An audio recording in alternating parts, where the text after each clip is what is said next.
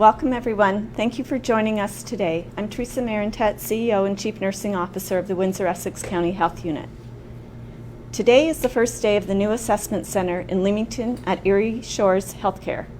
The hours of operation are 8 to 4 p.m. I will now share the most current case counts.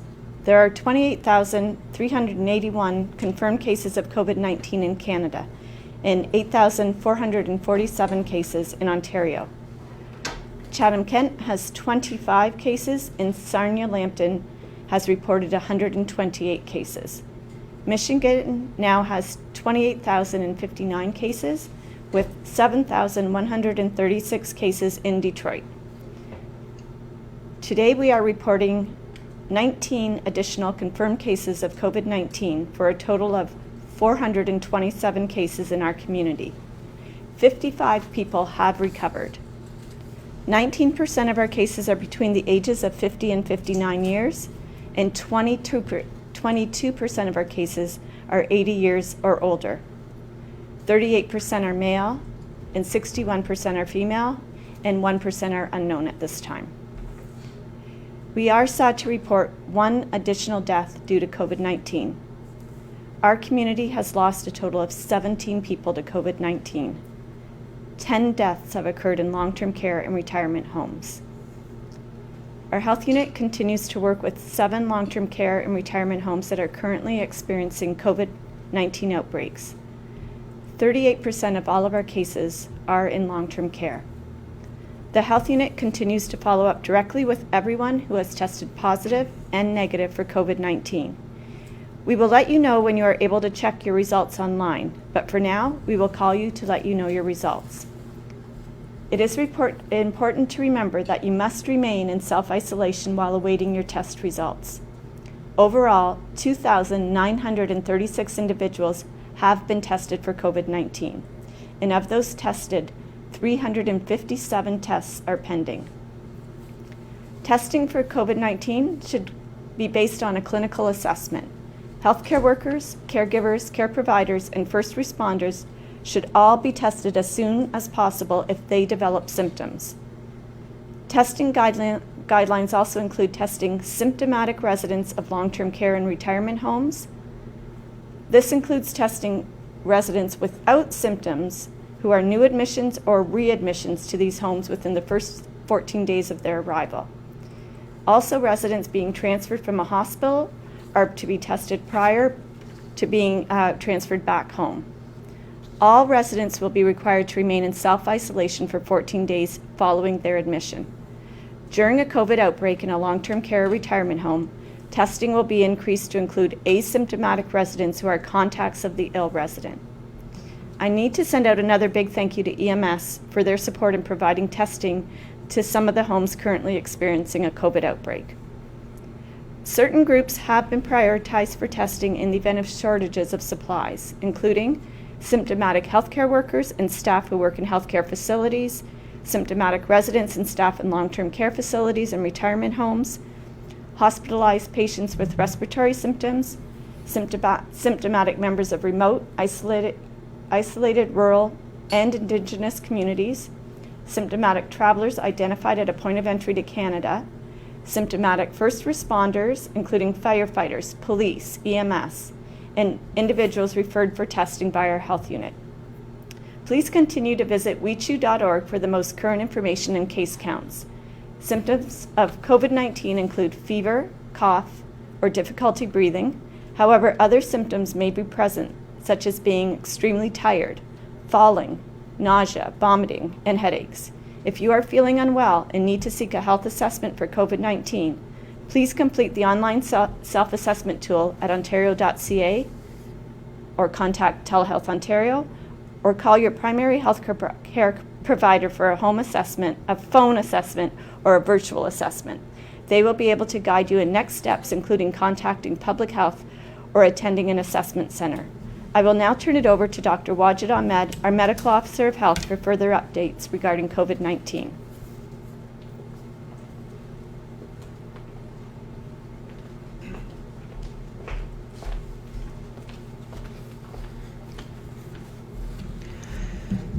Good morning. As you can see, our case count is now at 427 with 19 additional cases. We also reported a new death. She's a female in her 80s with multiple comorbidities and passed away in the hospital. She was not a resident of a long-term care home. She was a community person. Our condolences go out to the family as they grieve the loss of their loved ones. As I said earlier, it is not easy to announce these deaths, and it really is a loss to our community. It also highlights the importance of protecting our loved ones. All the measures we are taking right now, it's not only about protecting ourselves, it is also about to protect our loved ones. If our elderly parents and grandparents are not going outside, and if we are also limiting our trips, we are doing our part to protect them. Please keep practicing physical distancing at all times and follow the public health recommendations. This morning I want to talk about the lab testing because we have heard many questions about the lab testing, false positive, false negatives, and the availability of other type of testings in the province. Public Health Ontario recommends collection of a nasopharyngeal swab specimen to test for COVID-19. The lab detects the RNA using reverse transcription polymerase chain reaction, or RT-PCR, to detect the virus of COVID-19. A positive test generally confirms the diagnosis of COVID-19, although there have been instances when the results may come back as either a false positive or a false negative. A false positive essentially means that the results we are seeing is actually a negative, but because of the testing process, it is incorrectly identifying as a positive. From a public health and disease control perspective, it is erring on the side of caution, because having additional measures on cases, even if they are false positive, will be more protective for our community. However, when it comes to false negative, it is more problematic. False negative means that we are seeing is actually a positive case, but because of the lab testing process, it is incorrectly identifying as negative. From a disease control perspective, it could lead to spread of the disease because individuals or healthcare provider may not use all the appropriate precaution to limit and contain the spread of the disease when we have a false negative identification. There are a few things that we do in public health to reduce the likelihood of false positive by focusing first on choosing the right test. That includes the approved PCR-based testing from Public Health Ontario. Even though there are rapid test kits available, some approved and some not approved, but unless they are assessed for their validity and the likelihood of their false negatives and false positive, it'll be too risky to use and get a false sense of security when there is a possibility of false negatives with these testings. The second thing what we try to do is the timing of the test. If a test is done too early, it may not have enough viral load to detect the viral RNA. Most of the PCR tests are pretty sensitive to pick up those tiniest amount of RNA in the nasopharynx. That's where the maximum concentration of the virus is found. The appropriate technique is another important thing that when we're talking about these tests. It is appropriate to ensure that we are using the appropriate swabs and technique to test these cases. Any incorrect swabs or improper technique and the swab not going all the way back to the nasopharynx may not give us the right result. And all of these issues can give either, most likely will give a false negative, and that's what we are trying to avoid. Some of these recommendations around testing, focusing on the symptomatic, the right timing of the test, is important from a disease control perspective. As I said, getting a false negative, it is much more problematic from a public health perspective. False positive may not be as big of a concern when it comes to talking about false negative. Timing of the testing, symptoms of the testing, technique of the testing is very important in making any of these diagnoses. I'll conclude by saying we must continue all these measures to contain the spread of COVID-19 in our community by ensuring that we are washing our hands regularly and thoroughly. We just have to repeat doing what we are doing every day. The recommendation hasn't changed. Coughing or sneezing into your sleeves or tissue, disposing of the tissue immediately. Keep surfaces clean and disinfected. Stay home unless it's essential to go out, and stay home when you're sick. Practice physical distancing at all times from all people who do not live in your same household. Thank you.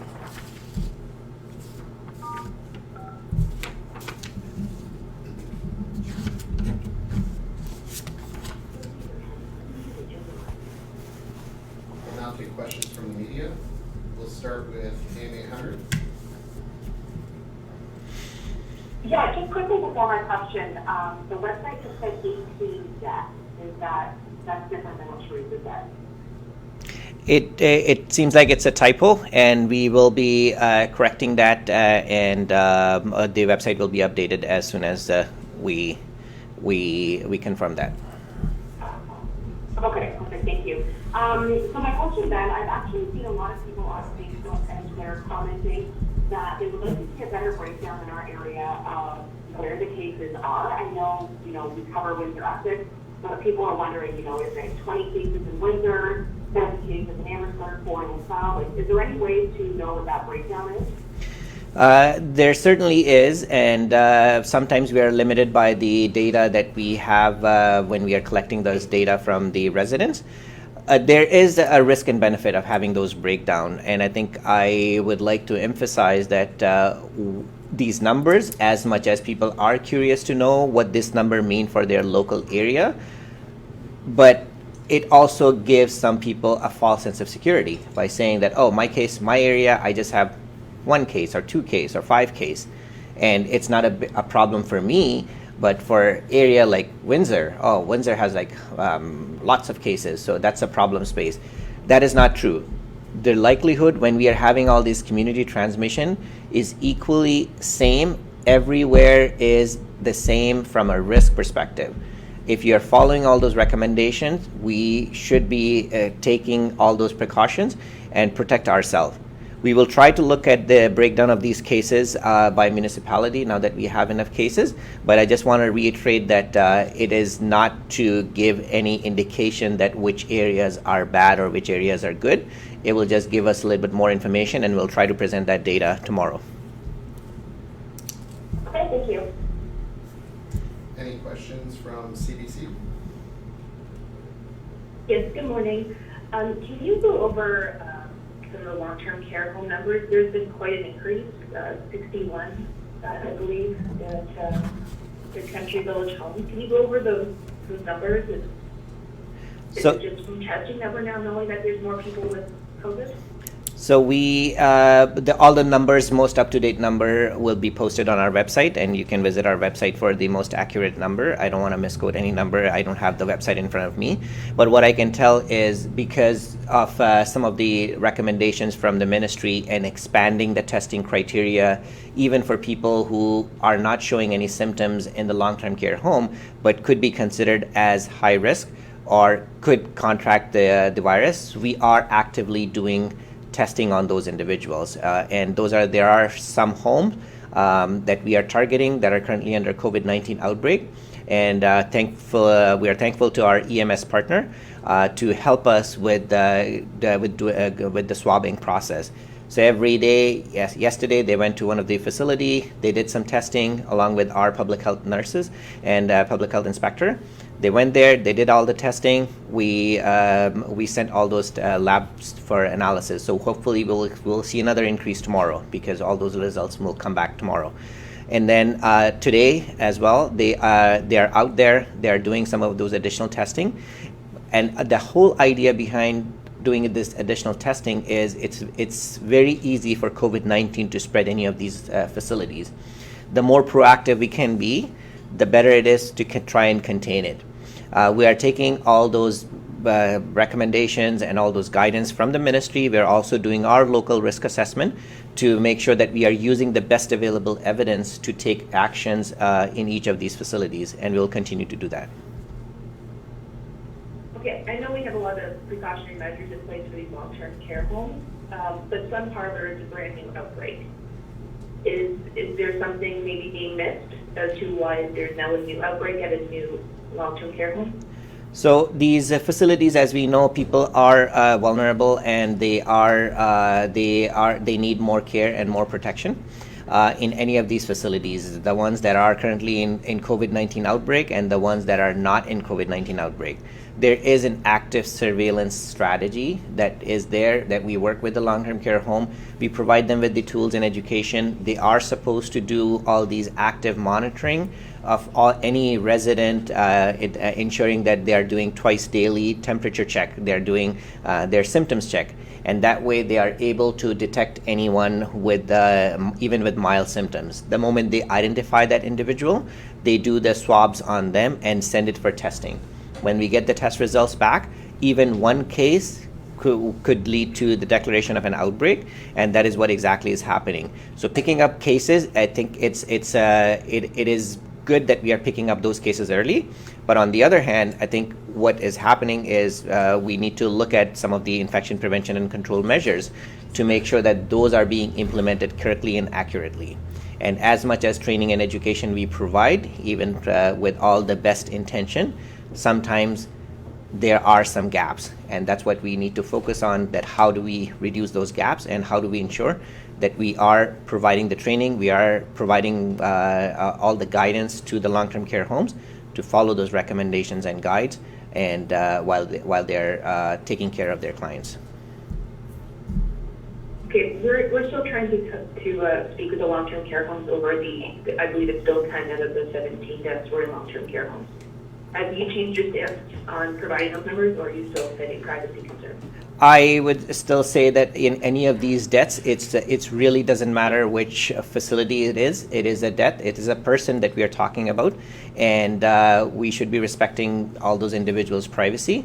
And when it comes to taking the public health measures and working with the long-term care home, we do that. And we are putting all our resources in ensuring that they are getting everything from a public health standpoint. Our inspectors, our nurses, our team is in regular contact with all of these homes to get them to do what they need to do. But as far as the numbers, right now, still we want to make sure that we are giving the aggregate number, which I think is important for the community to know. Getting those breakdowns, I think there is that element of privacy that I still feel that we should follow. Okay, thank you. Any questions from Windsor? Testing is still taking 24 to 48 hours. We've heard from some of the other people who are told their results, they won't see the results for up to 7 days. So as you can see, when Theresa mentioned all those testing criterias and the and who should be prioritized for testing, most of these tests are returning back if any of those individuals are in the high risk criteria. So we are getting those results back because we need them if someone is in the hospital, if someone is a healthcare worker.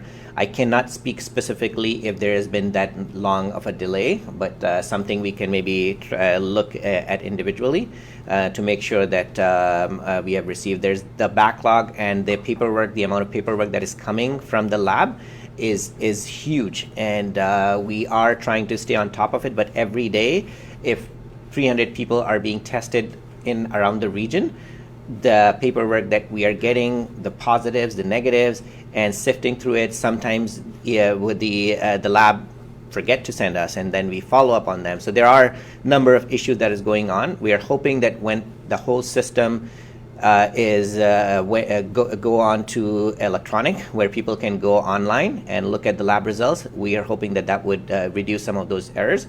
But we can definitely try and look on those individuals if they haven't received their test results for more than 7 days. The system going electronic, is that something that's coming soon? It is live in some of the areas. It really depends on the lab that are doing the testing. Not all the labs are on the same database that is using this electronic reporting system, but we're expecting that it should go live from our London lab that is doing the testing for our region. Okay, thank you. Any questions from the Windsor Star? Good morning. Theresa has mentioned that the health unit also follows up with those who have tested negative, and you spoke about false negatives today. Have you encouraged anybody to get retested? So it really depends on the symptoms. Anyone, if they tested negative and if they're asymptomatic, we're still asking them to complete their 14 days isolation. But if they are developing any new symptoms or any changes in their symptoms, we are encouraging them to get the test again. But generally speaking, if symptoms are getting better, we do not go for the retesting. Okay, and then just to clarify about long-term care homes, you said it's even if only one resident or one staff member tests positive, you classify that as an outbreak, yes? That is correct, yes. Okay, thank you. Any questions from CTV? Oof, this was a tough one. I mean, people love to point fingers, right? So I understand you talking about privacy. Privacy is nice, but we're into the game now. We're probably in the second period, let's say. So at some point, fault's got to fall on somebody. So is it a blanket thing when it comes to outbreak in a home, or like who's responsible, or is it just a collective thing where everybody just needs to get on the same page? Because you guys are going out, you guys are doing your teaching and informing them on what to do, but it's still happening. So how do you pound the message in, I guess is what I'm asking. So good question, and I'll try my best to answer that question. So what we are seeing right now in these long-term care homes is an issue that hasn't popped up just now. There's been some systematic issues that what we're seeing right now, years and years of practices and policies that has gone into where we are right now. There are multiple roles that every healthcare system partner plays in these long-term care homes. So from a public health side of the things, obviously we are focused on ensuring that a good surveillance system is in place. And by surveillance system, I mean like they are actively looking for these symptoms to detect these outbreaks. We provide early education to all these facilities to make sure that they know what an outbreak means. What do they need to do from an outbreak control perspective? What does line listing mean? How do they connect with us to get the swabs? How do they swab those individuals? And then we also talk about the infection prevention and control measures, that what they need to put in all those infection prevention and control measures. There are other agencies too who provide this similar type of guidance too. But actually when it goes back to the home, they are the one who is implementing that. And then there are other issues in terms of the funding, the staffing, whether they have the appropriate staff, whether they have the full-time staff, part-time staff, enough staff to manage all those people. And then we're talking about temporary staffing, or the role of the healthcare system in general, how these people are being transferred from one place to another. So there are multiple agencies involved in all of these, but I think the system is now identifying some of those gaps and challenges, and hopefully when we are past all this COVID-19 pandemic, I'm sure that there will be good lessons to learn and to try to streamline the system in a much better way, that it's connected, it's coordinated, and we are doing what we should do in these type of situations before it comes. Just a curiosity thing too. I said second period of my question, so I'm just wondering, where are we in this game? I mean, are we still in the early stage? Are we starting to flatten the curve yet? Is there still a surge coming? So good question, and I think what I've been hearing from other jurisdictions as well, that you can't really say if you have flattened the curve or past that period unless you actually passed it already, right? But what we are seeing is the measure that we are using is the case doubling rate. So case doubling rate is a good indication to tell us that whether the cases are multiplying that quickly or multiplying at a pace where we can consider that we are actually flattening the curve. What we have seen that when we started, we have seen a huge increase, but then we are seeing a little bit of flattening happening. But again, it is too early. And we are seeing this across the province, across Canada as well. Situation in Italy or in Spain or in other places or even in the US, they have seen like a huge spike in these cases. The case doubling rate was much higher than what we are seeing locally as well as nationally. So that is a good indication. But it also highlights the important part that we have to continue these measures because the diseases still exist. We still have cases. We still have people with active disease. And if we feel that, oh, we are in a better shape and we are reducing all these measures, or let's just go back to normal, we can see this surge happening much more rapidly, and things can get worse really quickly. All these public health measures that are put in place by various levels of government, our role locally, we are seeing some of the benefits. You've heard from the hospitals that they are doing relatively better in terms of the inpatient hospitalization, thanks to all the public health work that is happening in the background to ensure that people are being monitored. All these case and contact management is happening, and people are getting the message that they should, because that's what the critical part hits. If the hospital capacity starts to exceed, if the ICU capacity starts to exceed, that's where we start to see that everything starts to fall down. We already heard that we have more ICU cases outside of GTA on a per capita basis. That is something that we should be looking at, and we should be focusing that, if it exceeds, how do we fill that gap? So right now things are working as best as possible. There's always room for improvement, but I think we shouldn't lose that sight that we are not out of the wood yet. We still have to stay course, and we still have to do everything that we are doing right now to protect the whole system and allow the system to react in a capacity that is beneficial for the community and that protects the community. Any questions from Blackbird?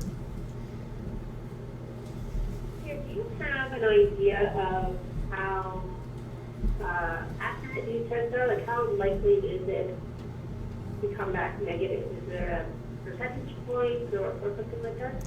So there is all those lab people who are doing all of these testing. A lot of those testing are happening even right now, every time when we are getting all those labs. So the labs try different techniques. Sometimes they just do some sentinel surveillance system. Basically, they're just swabbing some people without any symptoms, just to do that comparison and do that fair testing. Right now, what we know, I don't have the numbers, but we know for sure that any type of PCR testing is very sensitive. And it is important that the proper technique is used to do the testing. And combining all those things is important for us to get the right results.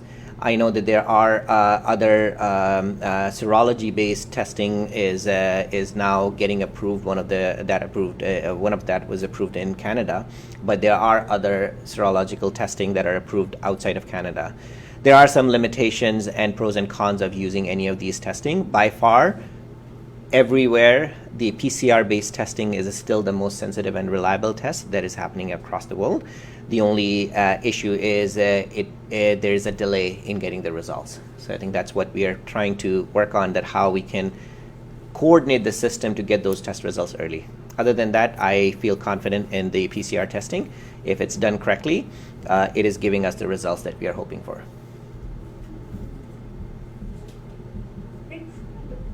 Any further questions from Amy Hunter? CBC? No, thank you. Windsor-Essex?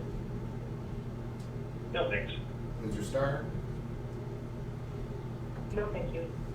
CTV? Have a nice day. Okay, thank you. Blackbird? Thank you. All right, thank you.